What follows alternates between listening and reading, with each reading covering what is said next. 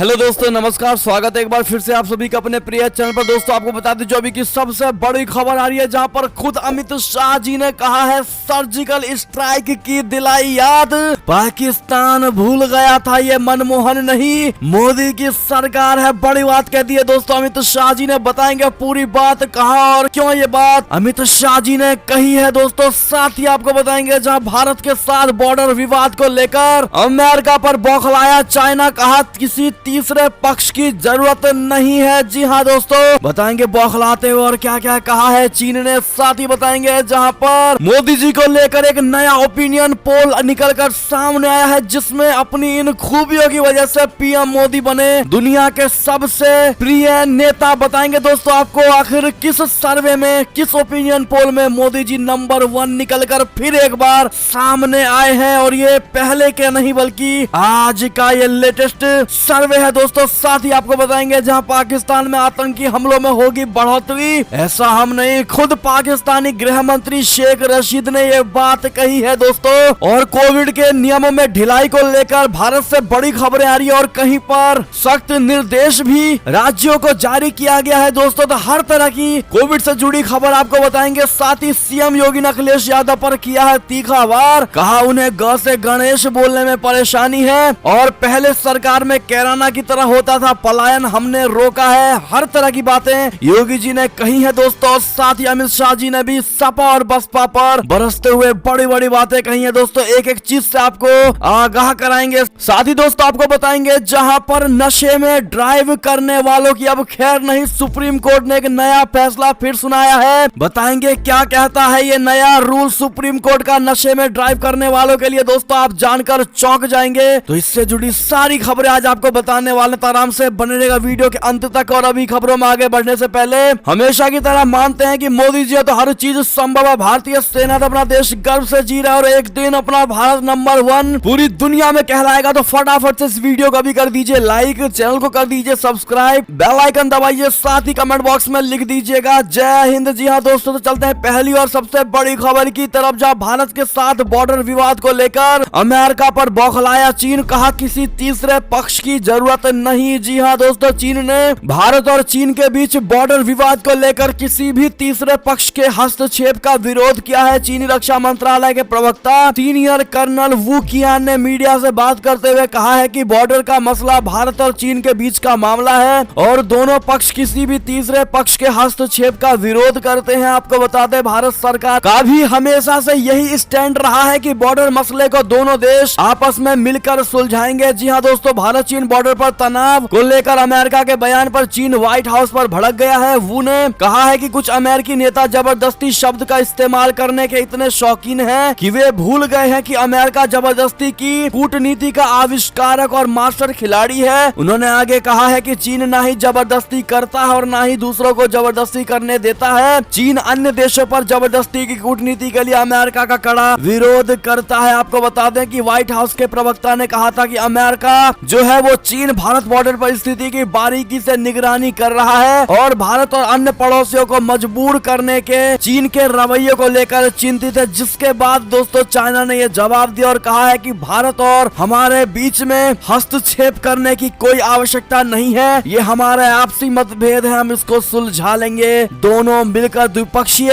वार्ता के जरिए हम इसको समझा लेंगे, सुलझा लेंगे, हमें किसी तीसरे पक्ष की कोई आवश्यकता नहीं। इस पर आपकी क्या राय प्रतिक्रिया होगी दोस्तों, कमेंट करके जरूर बताइएगा। भारत ने अभी तक कोई प्रतिक्रिया नहीं दी है, क्योंकि भारत अमेरिका का काफी ज्यादा अच्छा दोस्त है दोस्तों, और अमेरिका भी भारत को काफी अच्छा मित्र मानता है। ऐसे में आपकी क्या राय प्रतिक्रिया होगी दोस्तों, सुझाव जरूर बताइएगा। क्यों चाइना इतना ज्यादा अमेरिका को लेकर बौखला जाता है दोस्तों, कमेंट में बताना मत भूलिएगा। साथ ही बड़ी खबर की बात करें जहां अमित शाह जी का बयान, कहा सर्जिकल स्ट्राइक की दिलाई याद, पाकिस्तान भूल गया था ये मनमोहन नहीं, मोदी की सरकार है। जी हाँ दोस्तों, दरअसल केंद्रीय गृह मंत्री अमित शाह जी गुरुवार को शारदा यूनिवर्सिटी में प्रभावी मतदाता सम्मेलन के पाकिस्तान पर सर्जिकल स्ट्राइक की याद दिलाई। अमित शाह ने कहा कि पुलवामा उरी हमले के बाद पाकिस्तान भूल गया था कि यह मनमोहन नहीं मोदी की सरकार है। इस सरकार ने पाकिस्तान पर सर्जिकल स्ट्राइक करते हुए बदला लिया है। उन्होंने कहा है कि पहले कांग्रेस की सरकार थी तो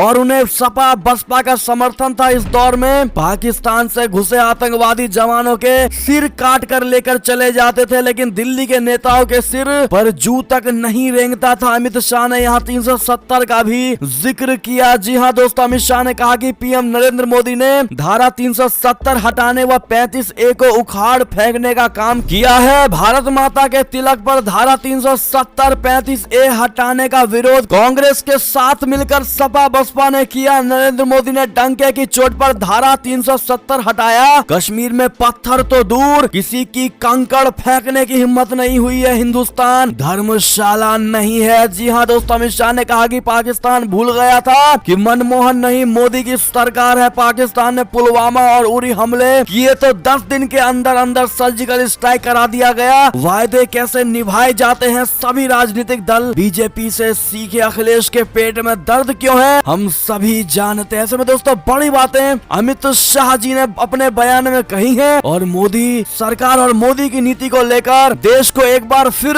आगाह कर दिया है दोस्तों, और पूरी जानकारी दी अमित शाह जी ने। ऐसे में अमित शाह जी के एक बात का क्या आप समर्थन करते हैं दोस्तों? क्या आपको भी लगता है मोदी सरकार आने के बाद से हमारे दुश्मनों के अंदर और भी ज्यादा डर बैठा है? क्या ये सच है? हाँ या ना में जवाब जरूर दीजिएगा। बात करें अगली खबर की, जहां ओपिनियन मोदी जी को लेकर निकलकर सामने आया है, जहां अपनी इन खूबियों की वजह से पीएम मोदी दुनिया के सबसे प्रिय नेता बने हैं दोस्तों। डिजिटल का दौर है, दुनिया ग्लोबल विलेज कहलाने लगी है। ऐसे में लोग एक दूसरे को व्यक्तिगत तौर पर भले ही ना जानते हो, लेकिन वे समान विचारों के कारण एक मंच पर एकजुट जरूर हो जाते हैं। डिजिटल दौर में वैश्विक राजनीति में दिलचस्पी रखने वाले लोग दुनिया के कुछ सर्वाधिक चर्चित नेताओं की खामियां और उनकी अच्छाइयों के बारे में अच्छी तरह से जानते हैं। बहुत से घटनाक्रम ऐसे होते हैं जिनसे जुड़े निर्णय लेने वाले नेताओं की लोकप्रियता का ग्राफ गिरता और ऊपर उठता है, लेकिन भारत के प्रधानमंत्री नरेंद्र मोदी जी ऐसे नेता है जिनकी लोकप्रियता का ग्राफ बहुत ज्यादा ऊपर नीचे नहीं होता है। जी हाँ दोस्तों, लोकप्रियता के शिखर पर है अपने मोदी जी। मोदी इस समय अगर दुनिया के सबसे लोकप्रिय नेता है तो ये ऐसे नहीं है दोस्तों। भारत की किसी पालतू एजेंसी ने उन्हें विश्व का सर्वाधिक पॉपुलर नेता करार नहीं दिया है, बल्कि ये आकलन है morning consult political intelligence website का। जी हाँ दोस्तों, ये जानी मानी वेबसाइट है, वर्ल्ड लेवल पर इसको रिकॉग्नाइज किया जा चुका है दोस्तों। वेबसाइट ने विश्व के 13 नेताओं की लोकप्रियता सूची तैयार की है। पसंदीदा नेताओं की सूची में नरेंद्र मोदी का नाम सबसे ऊपर है। जी हाँ दोस्तों, ऐसे में कांग्रेचुलेशन मोदी जी कहना बिल्कुल मत भूलिएगा, और मोदी है तो मुमकिन है लिखना बिल्कुल मत भूलिएगा दोस्तों। अगली खबर की बात करें, जहां पाकिस्तान में आतंकी हमलों में होगी भारी बढ़ोतरी, गृह मंत्री शेख रशीद ने खुद इसकी जानकारी दी है दोस्तों। इससे बड़ी बात बढ़कर एक पाकिस्तान के लिए और क्या ही हो सकती है दोस्तों। पाकिस्तान सरकार के केंद्रीय गृह मंत्री शेख रशीद ने चेतावनी दी है कि आने वाले वक्त में पाकिस्तान में आतंकी गतिविधियों में बढ़ोतरी हो सकती है। उन्होंने ब्रिटिश मीडिया को दिए गए एक इंटरव्यू में कहा है कि अगले 2 महीनों में आतंकवाद के बढ़ने की आशंका है। ये रिपोर्ट जियो न्यूज ने दी है। उन्होंने बताया है कि पाकिस्तान के पास आतंकियों से लड़ने और जानकारी जुटाने के बेहतर सिस्टम है और आतंकवाद की इस लहर से उसी के मुताबिक निपटा जाएगा। शेख रशीद ने कहा है कि अफगानिस्तान तालिबान तहरीक तालिबान पाकिस्तान को किसी भी चीज के लिए बाध्य करने में असमर्थ है। उन्होंने माना कि अफगानिस्तान तालिबान टीटीपी के साथ बातचीत में मध्यस्थ रहे हैं और सकारात्मक भूमिका निभा रहे हैं। उन्होंने बताया कि अफगान तालिबान एक पुल की भूमिका निभा रहा है और टीटीपी को आतंकी गतिविधियों में शामिल होने से रोकने की कोशिश कर रहा है। तो देखा दोस्तों आपने, खुद पाकिस्तानी गृह मंत्री आतंकवाद की बढ़ोतरी को लेकर बयान दे रहे हैं दोस्तों। गृह मंत्री होने के बावजूद भी पाकिस्तान ये स्वीकार कर रहा है कि पाकिस्तान में आतंकवादी बढ़ने वाला है। ऐसे में दोस्तों एक गृह मंत्री के लिए इस बयान से ज्यादा शर्मनाक बयान और क्या ही हो सकता है। अपनी प्रतिक्रिया जरूर आप लोग कमेंट में बताइएगा दोस्तों। बात करें अगली खबर की, जहां पर अमेरिका और रूस के बीच बड़ी टेंशन। विदेश मंत्री एंटनी ब्लिंकन की 2 टूक कहा यूक्रेन संकट से निपटने के लिए तैयार है अपना अमेरिका। जी हाँ दोस्तों, अमेरिका के विदेश मंत्री एंटनी ब्लिंकन ने बुधवार को रूस से कहा कहा है कि उनका देश यूक्रेन संकट से निपटने के लिए भी किसी तरह से तैयार है। रूस में अमेरिका के राजदूत जॉन सुलिवन के मॉस्को में रूस की सरकार को कुछ दस्तावेज सौंपने के तुरंत बाद विदेश मंत्रालय के फोगी बॉटम मुख्यालय में ब्लिंकन ने पत्रकारों से कहा कि सब बता दिया गया है, इससे एक गंभीर कूटनीतिक रास्ता खुलता है, रूस को इसे चुनना चाहिए। विदेश मंत्री ने कहा, हमारे द्वारा दिए गए दस्तावेजों में अमेरिका हमारे सहयोगियों तथा भागीदारों की रूस के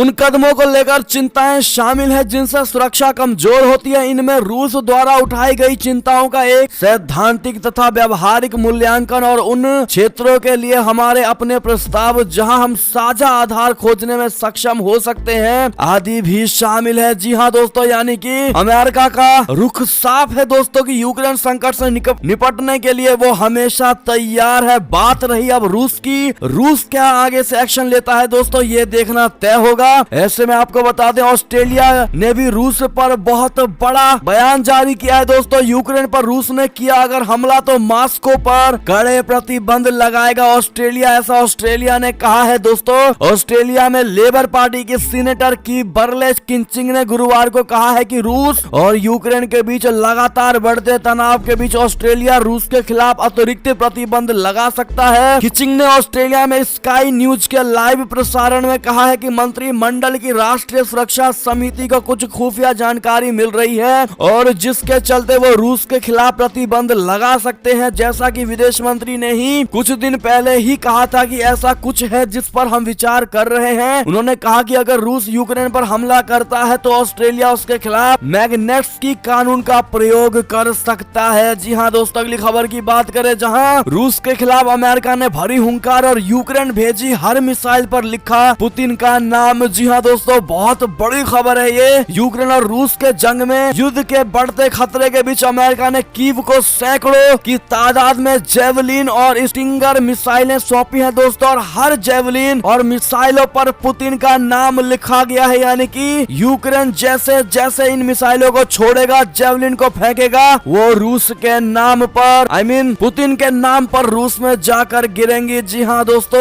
यानी कि अभी से ही कड़े इंतजाम अमेरिका करके बैठा हुआ है, बस रूस का एक्शन आना बाकी है। जी हाँ दोस्तों, अगली खबर की बात करें, जहां पर जम्मू कश्मीर से बड़ी खबर आ रही है दोस्तों, जहां पर क्या है पाकिस्तान की ये नई चाल। दरअसल जम्मू कश्मीर में अब नाराए तकबीर नहीं बल्कि जय हिंद कहेंगे आतंकी। दरअसल दोस्तों, पाकिस्तान में कश्मीर में सक्रिय अपने आतंकी संगठनों को अपनी सूरत बदलने का निर्देश दिया गया है। आतंकी संगठनों से कहा गया है कि वे अपने कम्युनिस्ट संगठनों के रूप में प्रचारित करें, जिससे कोई वारदात होने पर सीधी उंगली पाकिस्तान पर ना उठ सके। जी हाँ दोस्तों, सूत्रों के मुताबिक आतंकवादी गिरोह बोले तो टेररिस्ट ऑर्गेनाइजेशन अब सोशल मीडिया पर ऐसे नामों के साथ सक्रिय होंगे जो पहली नजर में कम्युनिस्ट या वामपंथी नजर आएंगे। साथ ही लोगों को भ्रमाने के लिए अब इस्लामिक नारों के बजाय राष्ट्रवादी नारे लगाए जाएंगे। यानी कि दोस्तों, आतंकवादी वारदात के दौरान नाराए तकबीर के बजाय जय हिंद के नारे सुनाई दे सकते हैं। इस कदम से शातिर पाकिस्तान दोहरा फायदा उठाने की कोशिश में है। ऐसे में आतंकवादी भी महफूज रह सकेंगे दोस्तों, सेफ रह सकेंगे और पाकिस्तान का भी नाम नहीं आएगा।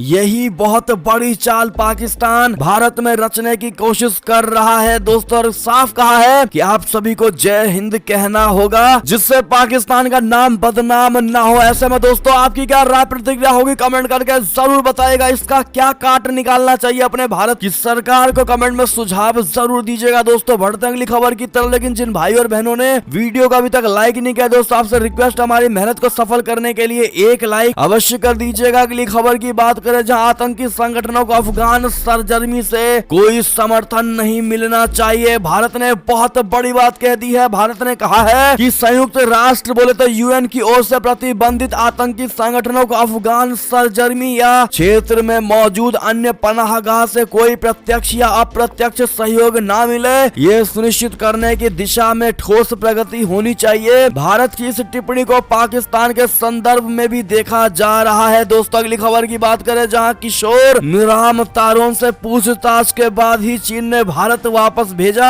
पीएलए ने बताया क्या क्या किया था उनके साथ। जी हाँ दोस्तों, चीन ने गुरुवार को कहा है कि उसने दो एशियाई दिग्गजों के बीच विवादित सीमा पर चीनी क्षेत्र में अवैध रूप से प्रवेश करने वाले एक भारतीय नागरिक को वापस कर दिया है। पश्चिमी थिएटर कमांड के प्रवक्ता कर्नल लोंग शाओ हुआ ने एक बयान में कहा है कि भारतीय नागरिक को कुछ दिन पहले चीनी बॉर्डर गार्ड ने गश्त के दौरान पाया था। पीपुल्स लिबरेशन आर्मी बोले तो पीएलए के वेस्टर्न थिएटर के आधिकारिक वीचैट अकाउंट पर पोस्ट किए गए बयान में लोंग ने कहा कि व्यक्ति ने अवैध रूप से चीनी क्षेत्र में प्रवेश किया था, उससे नियमित रूप से पूछताछ की गई, फिर उसे क्वारंटाइन किया गया। इसके अलावा प्रासंगिक सीमा नियंत्रण नियमों के अनुसार उसे मानवीय सहायता दी गई। चीनी अधिकारी ने कहा है कि भारतीय सेना और चीनी पक्ष के बीच चर्चा के बाद व्यक्ति को वापस कर दिया गया है। दोस्तों, उसने कहा कि इससे पहले भारत ने चीन से एक खोज में सहायता करने के लिए कहा था। ऐसे में दोस्तों अब उस चीनी पीएलए ने मिराम तारोन को भारतीय सेना को सौंप दिया है दोस्तों, और इसकी जानकारी किरण रिजिजू ने ट्वीट करके दी है। ऐसे में अगली खबर की बात करें, जहां विदेश मंत्री एस जयशंकर हुए कोरोना से संक्रमित,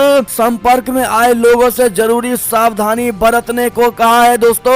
ऐसे में उनके अच्छे हेल्थ की कामना करते हुए गेट वेल सून जयशंकर जी कहना बिल्कुल मत भूलिएगा दोस्तों, देश के लिए ये हमेशा तत्पर रहते हैं। अगली खबर की बात करें, जहाँ 22 फरवरी को होगा यूरोप और हिंद प्रशांत के बीच रिश्तों पर केंद्रित समारोह, भारत ने किया इस न्योते का स्वागत। जी हाँ दोस्तों, हिंद प्रशांत क्षेत्र में चीन के बढ़ते खतरों को देखते हुए अब यूरोप ने भी भारत के साथ आने का फैसला किया है। फ्रांस के विदेश मंत्री जेन वेस ड्राइन ने एक ऑनलाइन समिट के दौरान कहा है कि उनका देश यूरोपियन यूनियन और हिंद प्रशांत के बीच रिश्तों को लेकर 22 फरवरी को पेरिस में एक समारोह आयोजित करेगा। इस कार्यक्रम को पेरिस फोरम का नया नाम दिया गया है। ड्राइन ने कहा है कि इस कार्यक्रम का एजेंडा हिंद प्रशांत क्षेत्र की सुरक्षा, कनेक्टिविटी और वैश्विक चुनौतियों का सामना करने से जुड़ा होगा। जी हाँ दोस्तों, अगली खबर की बात करें, जहां पर ओमिक्रॉन के बढ़ते खतरे के बीच केंद्र का राज्यों का सख्त निर्देश, कहा 28 फरवरी तक बढ़ा दी गई है कोरोना की पाबंदी। जी हाँ दोस्तों, कोरोना के बढ़ते मामलों को देखते हुए केंद्रीय गृह सचिव अजय कुमार भल्ला ने कल यानी बृहस्पतिवार को एक बार फिर सभी राज्यों और केंद्र शासित प्रदेशों से कोरोना गाइडलाइन का सख्ती से पालन कराने को कहा है। गृह मंत्रालय की ओर से जारी आदेश में कहा गया है कि कोरोना के बढ़ते मामलों को देखते हुए सरकार ने जो गाइडलाइन दिसंबर में जारी की थी उससे अब 28 फरवरी तक के लिए बढ़ाया गया है। साथ ही दोस्तों इसी से जुड़ी जो अगली खबर आ रही है दिल्ली से, जहां दिल्ली में वीकेंड कर्फ्यू और ऑड इवन का नियम खत्म कर दिया गया है। दोस्तों, शादी समारोह में भी ढील दे दी गई है और जो नए नियम है वो इस प्रकार है कि दिल्ली में वीकेंड कर्फ्यू तो पूरी तरीके से खत्म कर दिया गया है, लेकिन नाइट कर्फ्यू जारी रहेगा। दिल्ली में लगातार घटते कोरोना के मामले और कम होती संक्रमण दर को ध्यान में रखते हुए दिल्ली आपदा प्रबंधन प्राधिकरण यानी डीडीएमए की बैठक में ये फैसले लिए गए हैं, जिनका जल्द ही औपचारिक ऐलान हो जाएगा। डीडीएमए की इस बैठक की अध्यक्षता दिल्ली के उपराज्यपाल अनिल बैजल ने की है। जी हाँ दोस्तों, बैठक में इन नियमों में ढील देने की सूचना जारी की गई है, जो हम आपको स्क्रीन पर दिखा रहे हैं। दोस्तों, स्कूल से लेकर सिनेमा हॉल, शादियों, बार, रेस्टोरेंट से लेकर जिम तक के सारे नियम जिनमें ढील दी गई है दोस्तों, वो हम आपको दिखा पा रहे हैं स्क्रीन पर। ऐसे में अगली खबर की बात करें, जहां पर अब खुले बाजार में भी बिक सकेंगी कोविशील्ड और कोवैक्सीन